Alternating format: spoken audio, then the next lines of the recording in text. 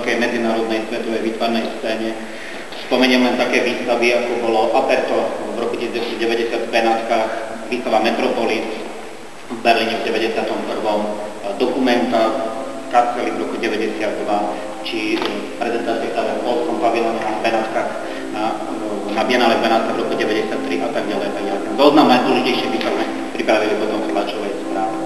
Chcem si povedať, že to je z prvých umelcov, ktorí skutočne z takzvaného východného bloku sa dostala, etablovala na medzinárodnú scénu a funguje tam dodnes.